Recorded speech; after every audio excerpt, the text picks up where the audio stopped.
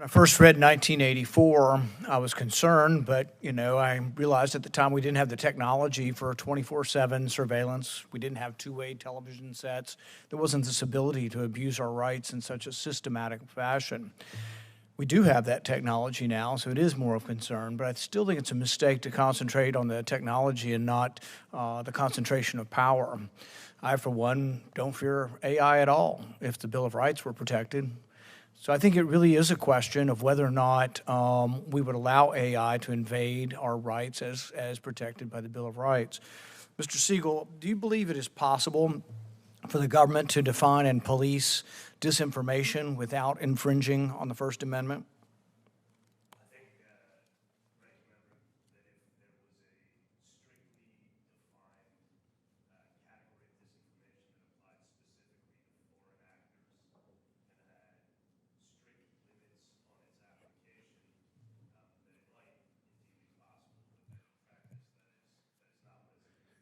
And I think that makes a good point. The Bill of Rights doesn't necessarily apply to every person living in Libya or Sudan or any other different country.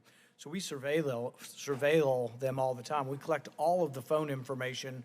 I think in 1 month we collected every phone call in Italy. I don't know why Italy, but we collected every phone call in Italy.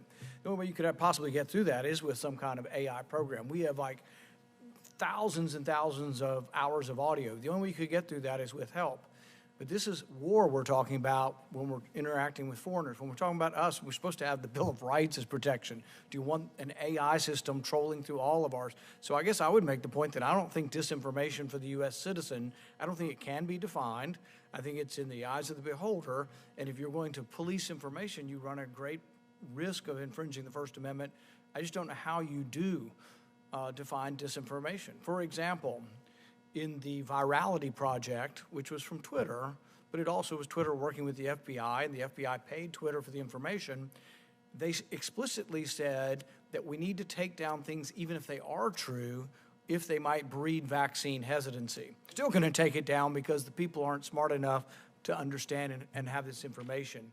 So I guess, do you think for domestically, do you think maybe part of the solution would be saying that we restrict this type of technology from being used for to limit or hinder protected speech?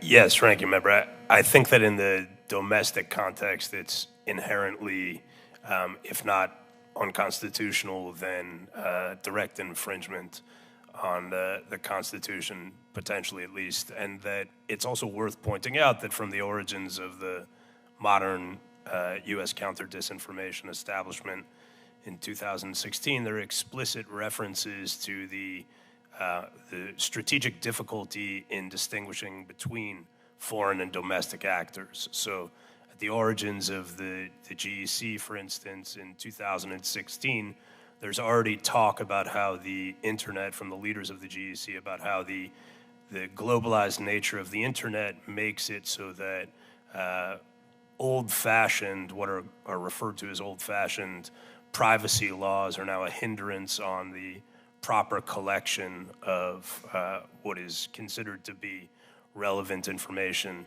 in surveillance purposes. So I think that in the domestic context, not only is there an inherent difficulty in enforcing any standard of disinformation that's not inherently politicized, it also appears to be very difficult to make strict legal distinctions between foreign and domestic actors that are then enforced. But the simple way of narrowing it down is to put it in the context of the Bill of Rights. Basically, that if it's a right that is protective, AI shouldn't be used in any way to define or limit that right. The forest canopy, I don't care if you use AI. Overclassification, we've got 25 million records. We want to run AI through it.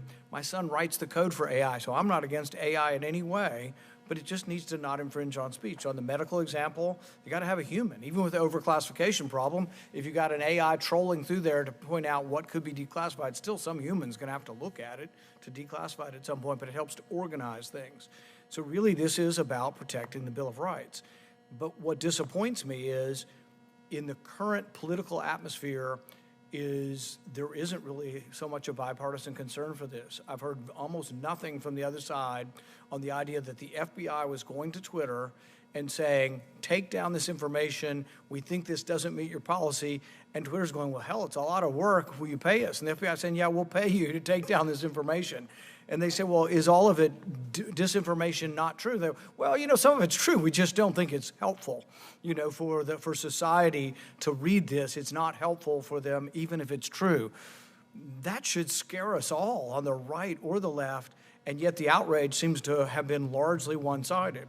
So, for example, I have a bill, and it simply would say this: nobody in government can meet with, collude with, or work with anybody in media of any form to limit or restrict protected speech. The Constitution, the courts have defined protected speech. It would largely keep them out of this. And people are like, oh, people would say things are untrue. Yeah, but unfortunately, the First Amendment allows bad speech, allows people to say terrible things, and occasionally would allow people to say something. But most of the time, there's actually a debate with evidence on both sides, and that's what the news media is about, trying to figure out what the truth is. It isn't like one source has all of the truth. So I think if we could get back to more discussing the Bill of Rights in the context of artificial intelligence, I think we'd have a better chance at getting to the solution. Sure, will there be some specific controls on artificial intelligence? Yeah, but it isn't so much that we should fear technology. We should fear the technology in the hands of people who would abuse our liberty. But thank you all for appearing.